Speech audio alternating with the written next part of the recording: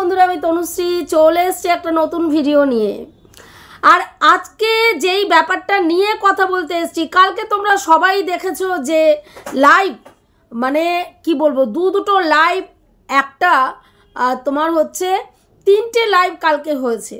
প্রথমে একটা লাইভ হয়েছে ম্যাডামের, পরে আরেকটা জয়েন্ট লাইভ হয়েছে যেটা হচ্ছে আমাদের, ওর নাম কি বলে, নন খোকা, এবং তার সঙ্গে ম্যাডামের আর একটা লাইভ হয়েছে যেটা আমাদের ওয়াইটির দিদি যিনি রয়েছেন তার একটা লাইভ।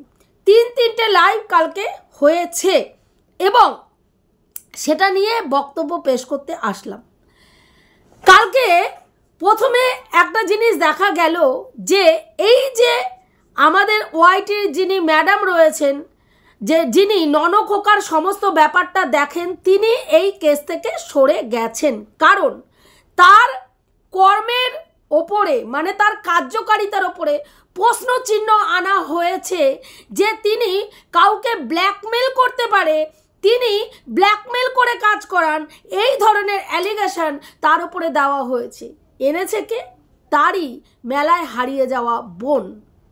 সেই জায়গায় দাঁড়িয়ে ভীষণ সূক্ষ্মভাবে, ভীষণ সূক্ষ্ম পলিটিক্সের মাধ্যমে কালকে কিন্তু বন্দুকটা এই মেলায় হারিয়ে যাওয়া বোনের দিকে রেখে চালানো হয়েছে। কারণ প্রত্যেক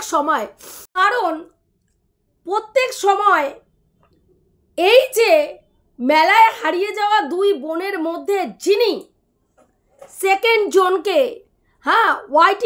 ওয়াইটিতে যিনি ম্যাডাম নামে খ্যাত, তাকে নিয়ে এসেছিলেন, প্রতি সময় উনি কিন্তু সবার কাছে একটাই জিনিস ভিউয়ার্সদের কাছে প্রমাণ করার চেষ্টা করেছেন এবং ভিউয়ার্সদেরকে খাইয়ে গেছেন যে এই ননখোকার সমস্ত কিছুর দায়িত্ব আমি নিয়েছি, ননখোকার পাশে ঢাল হয়ে আমি দাঁড়িয়েছি, ননখোকাকে বিপদ থেকে আমি আগলিয়েছি, ননখোকার সমস্ত কিছু দায়ভার আমি সর্ট আউট করেছি, ননখোকাকে পুরো একেবারে সমস্ত মানুষের কাছে ননখোকার সুন্দর ভাবমূর্তি তুলে আমি ধরেছি, আমি সমস্ত কিছু করেছি, আমি সর্বেসর্বা, এনাকে আমি নিয়ে এসছি, তাই জন্যই এতটা স্মুথলি কাজটি হচ্ছেন। তার মানে যিনি কাজ করছেন, ম্যাডাম, তার কোনো কিছুই নেই, সমস্তটাই এই ওয়াইটির দিদি কেন্দ্রিক, যে আমি সব করেছি। অথচ সমস্ত প্রফেশনাল কাজকর্ম দেখছেন কে, সমস্ত লিগ্যাল কাজকর্ম দেখছেন কে? এই দিদি দেখছেন। সেখানে কোনখানে কোন উকিলকে ঠিক করতে হবে, কাকে দিয়ে কোন জায়গায় কোন পিটিশনটা জমা দিতে হবে, কোনখানে কি চিঠি চাপাটি করতে হবে, সমস্তটা কে করছেন কিন্তু এই দিদি। কিন্তু নাম কিনছেন কে? ভিউয়ার্সদের কাছে গুণগানের একেবারে মালা জপা হচ্ছে কার? এই আমাদের ওয়াইটির দিদি।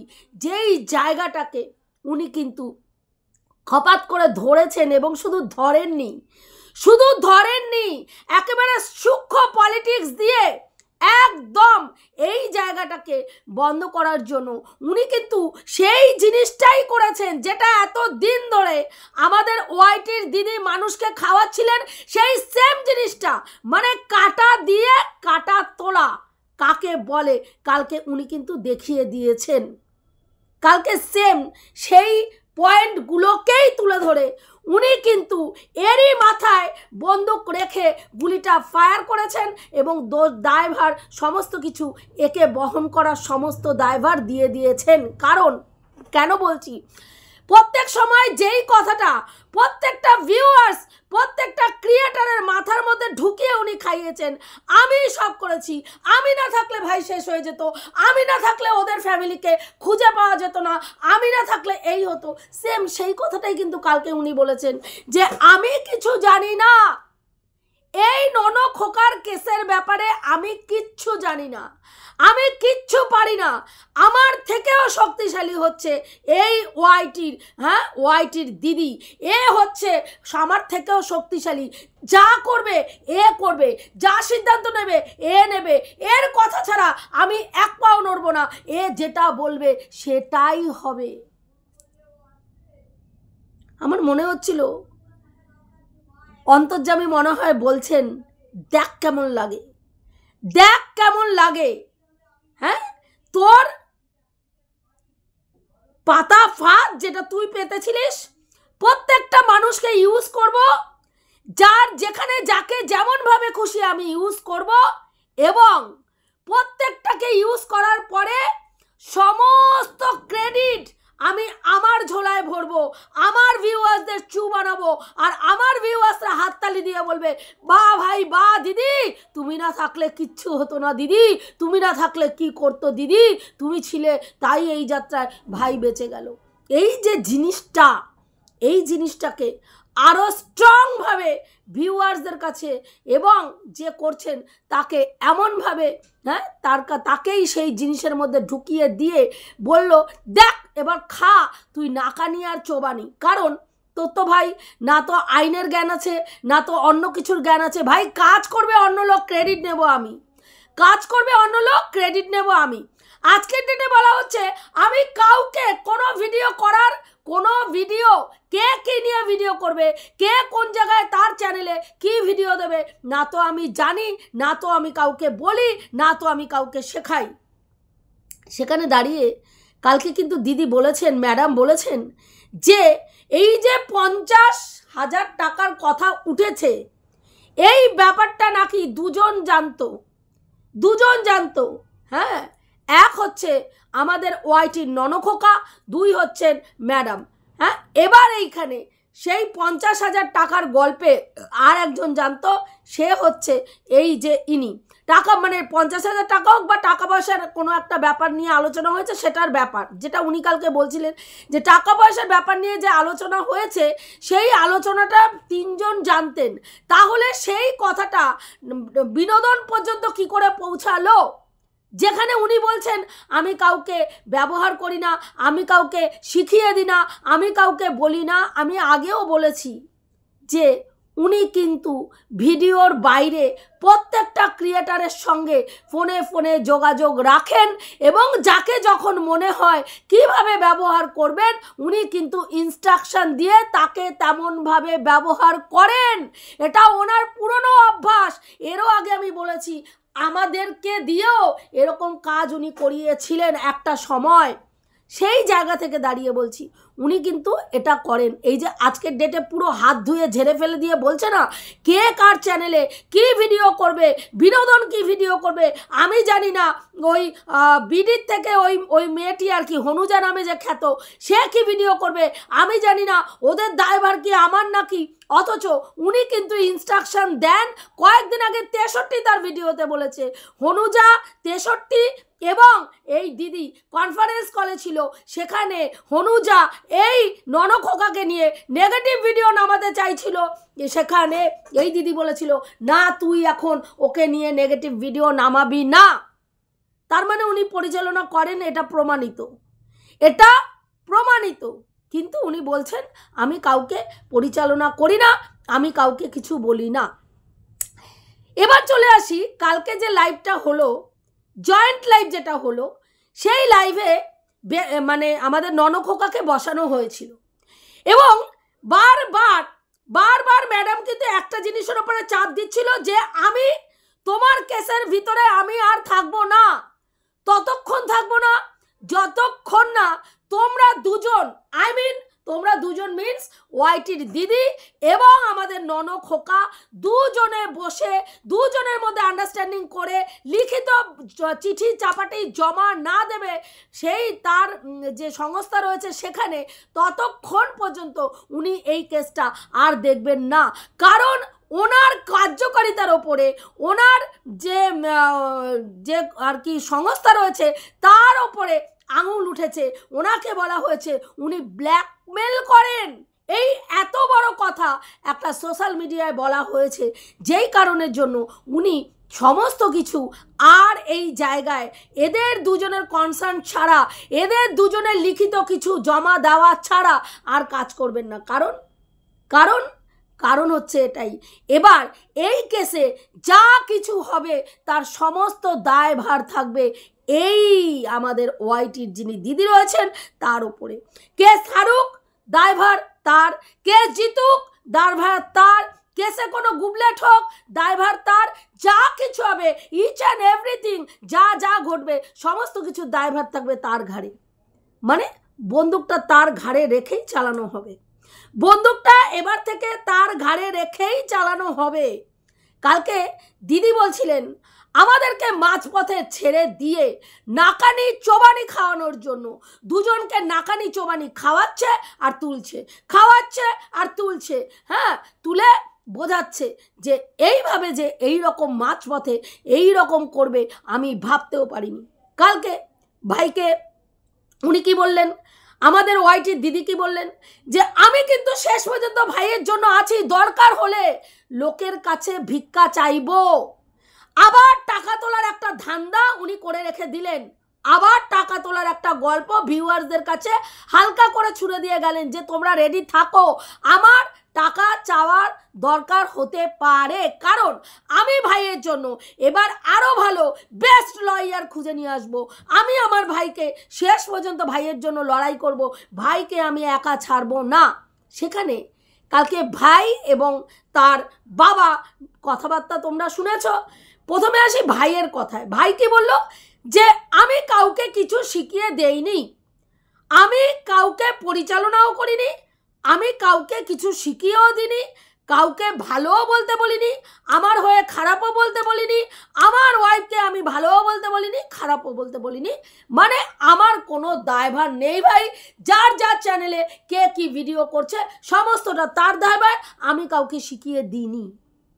কিন্তু এখানে পয়েন্ট হচ্ছে যদি শিখিয়ে দিয়ে না থাকে তাহলে চীনার করা হোয়াটসঅ্যাপ চ্যাট, চীনার করা হোয়াটসঅ্যাপ চ্যাট যেই মোবাইলে ছিল সেই মোবাইলটা কার কাছে ছিল? চীনার কাছে ছিল না। কার কাছে ছিল? যিনি কিনে দিয়েছিলেন তার কাছে, হ্যাঁ সেই মোবাইলটা ছিল, আই মিন ননক খোকার কাছে। তাহলে সেই মোবাইলের চ্যাট কি করে অন্য কারো কমিউনিটিতে গেল এবং সেই চ্যাট কমিউনিটিতে দোদুল্যমান হলো এবং আরও কিছু ভিডিও যেগুলো দীপ্ত পাঠিয়েছিল চীনাকে, সেই সব ভিডিওগুলো সমালোচকদের কাছ পর্যন্ত চ্যাট এবং ভিডিওগুলো পৌঁছালো। কে পৌঁছালো ভাই? কে পৌঁছালো? যদি তুমি কারোকে ব্যবহারই না করো, তুমি কাউকে উৎসাহই না দাও, তুমি কারোর সঙ্গে যোগাযোগই না রাখো, তাহলে তোমার বাড়ির মোবাইলে থাকা চ্যাট ভাই কি করে অন্যদের কাছে পৌঁছালো? সেটা কি ডানা গজিয়েছিল? অনেক দিন তুমি, বিনোদন নিজে বলেছে তোমার সাথে তার ফোনে কথা হয়, অথচ তুমি বলছো আমার সঙ্গে বিনোদনের কোনো কথোপকথন হয় না।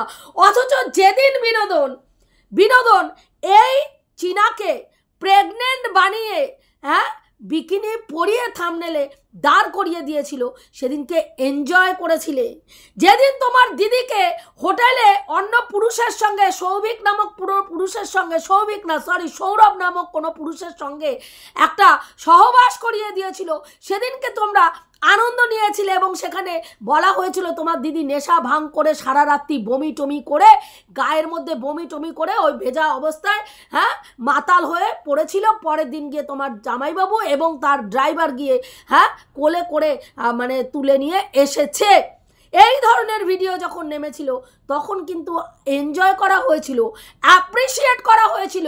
যখন চীনার বিয়ের কথা এসেছিল, কোন মন্দিরে কোন পুরোহিত কত মিনিট কত সেকেন্ডে মালা বদল হয়েছে, কত মিনিটে সিঁদুরদান হয়েছে, সমস্ত মানে ভিডিও ক্লিপিংস আমার কাছ পর্যন্ত পৌঁছে গেছে।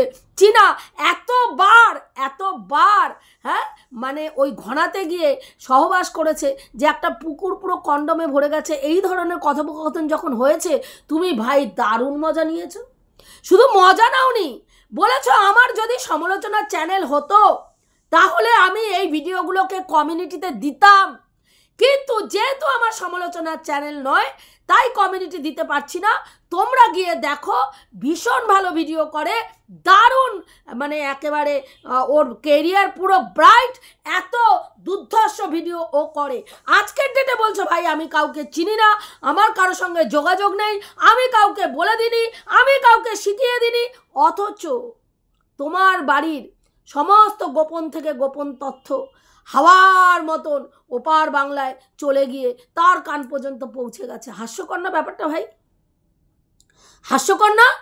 আমার কাছে কিন্তু ভীষণ হাস্যকর লেগেছে, ভীষণ হাস্যকর লেগেছে। হ্যাঁ, তারপরে ওর নাম কি বলে, এই কথাগুলো কিন্তু বলা হলো। আমরা দেখেছি দিনের পর দিন তোমার বাচ্চার ছবি, তোমাদের ভিডিওর ক্লিপিংস, চীনার ভিডিও, তোমার চ্যানেলে থাকা চীনার ভিডিওর ক্লিপিংস, হ্যাঁ, প্রত্যেকের চ্যানেলে ঢেপি থেকে শুরু করে 63 আমাদের ওয়াইটির দিদি, ওইদিকে হচ্ছে বিনোদন, সমস্ত কন্টেন্ট ক্রিয়েটার তোমার পক্ষে যারা ভিডিও করেছে, টুকিটাকি টুনি দিদা, কেউ বাদ ছিল না। প্রত্যেকের চ্যানেলে তোমার দেওয়া ভিডিও, তোমাদের চ্যানেলের ভিডিও ক্লিপিংস, ছবি, সমস্ত কিছু ইউজ হয়েছে এবং সেখানে কিভাবে চীনাকে মলেস্ট করা হয়েছে সেটা চিন্তার বাইরে। তখন কিন্তু তোমার থেকে কোনো রকম বাধা আসেনি, কোনো রকম কারো চ্যানেলে স্ট্রাইক দেওয়া হয়নি, কাউকে বারণ করা হয়নি।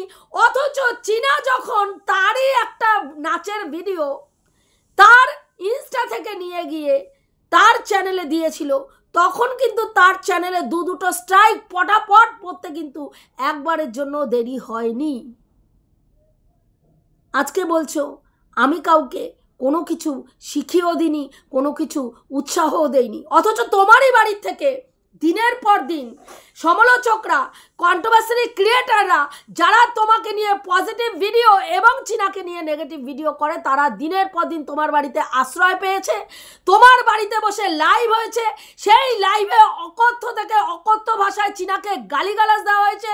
চীনার মা, চীনার বাবা, চীনার ঠাকুমা, কাউকে বাদ দেওয়া হয়নি, সবাইকে হিউমিলিয়েট করা হয়েছে তোমার বাড়িতে বসে, তোমারই বাবা মার সাথে বসে লাইভ করে সেখানে অকথ্য ভাষায় চীনাকে গালিগালাজ দেওয়া হয়েছে।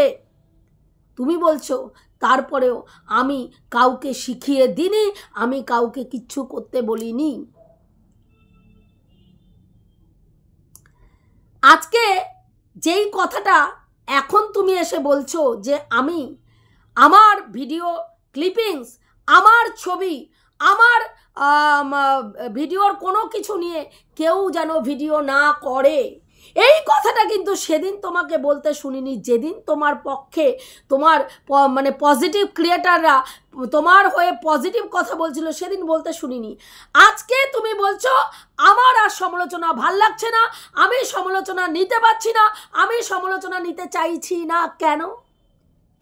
কারণ আজকে তোমার পক্ষের ক্রিয়েটাররাই তোমার দিকে আঙুল তুলছে, তোমার চরিত্রে আঙুল তুলে তোমার কুকর্মগুলোকে পরিষ্কার পরিচ্ছন্নভাবে দেখাচ্ছে এবং বলছে যারা যেটা ভিডিওতে দেখছে সেইটা নিয়ে ভিডিও করছে এবং বলছে যেটা তুমি নিতে পারছো না। এতদিন এরা চীনাকে নিয়ে উলঙ্গ করছিল, চীনাকে নোংরা কথা বলছিল, তখন তুমি মজা নিচ্ছিলে। আজকে তোমার ঘরে যখন বুমেরাং হয়ে সেইটা এসছে, আজকের ডেটে আর তুমি নিতে পারছো না। সেখানে বাবা বিশেষ ভূমিকা পালন করেছে, কি ভূমিকা পালন করলো না, বাবা আসলো, বাবাকে ডাকা হলো, বাবা বলল না আমার তো এই ওয়াইটির দিদি আমার মেয়ে, তার সঙ্গে আমার কোনো মনোমালিন্য হয়নি, তার সঙ্গে আমি কথা বলি। কিন্তু আমাদের খোকা কিন্তু এই দিদিকে সম্পূর্ণ পরিমাণে পুরো দমে ইগনোর করে গেল। যেই দিদি বারবার বলছে দরকার হলে ভাইয়ের জন্য আমি ভিক্ষা চাইবো, আমি রাস্তায় বসে ভিক্ষা করব ভাইকে বাঁচানোর জন্য, সেইখানে ভাই কিন্তু দিদিকে পুরো ছেটে ফেলে দিয়েছে। কালকে তার বিহেভিয়ার তার পুরো প্রমাণ দিয়ে দিয়েছে যে সে এই যে একসঙ্গে চলে এই দিদির কাছে মানে চিঠি চাপাটি জমা দেওয়ার কথা বলছেন, সেটা কিন্তু এগ্রি হচ্ছেন না। এবং তার বক্তব্য, আপনি আমার কেস লড়ছেন, আপনি আমার কেসে থাকুন, আমি আর কোনো তৃতীয় পার্সনকে চাই না বা চিনি না। আমাদের মধ্যে আপনি আমার কেস লড়ছেন, আমি থাকবো আর আপনি থাকবেন, আর আমার লিগাল টিম থাকবে, এর মধ্যে দ্বিতীয় কোনো ব্যক্তিকে আমি চাইছি না, ভাই পরিষ্কার বুঝিয়ে দিয়েছেন। কিন্তু যেহেতু এই দিদি বারবার চাপ সৃষ্টি করছিল, সেখানে মানে ননখোকার বাবা কি বলল না, বাবা বলল আমার সঙ্গে তো খারাপ কিছু হয়নি, আমি তো কথা বলি, আমি তাকে মেয়ে মনে করি, কিন্তু মেন ব্যাপারটা হচ্ছে এর মাথার ঠিক নেই, ছেলের মাথার ঠিক নেই। ছেলেরকে ডাক্তার দেখাতে হচ্ছে বা ডাক্তার দেখাবো, এরকম একটা কথা কিন্তু কালকে ননখোকার বাবা বলেছে যে ছেলের মাথা ঠিক নেই, ছেলেকে ডাক্তার দেখাতে হবে। সেখানে কিন্তু ম্যাডাম বাধা দিয়ে সেই কথাটাকে বন্ধ করে দিয়েছেন যে এগুলো এখানে বলবেন না। তো আমার বক্তব্য, যে নিজে অসুস্থ, যার মেন্টাল স্থিতি ঠিক নেই, সে কি করে ওই রকম একটা চঞ্চল বাচ্চার দায়িত্ব নিতে পারবে যেখানে সে নিজে অসুস্থ? আজকে এই বাচ্চার দায়িত্ব নিতে গিয়ে তার মা, তার বাবা দুজনেই অসুস্থ হয়ে পড়ছেন।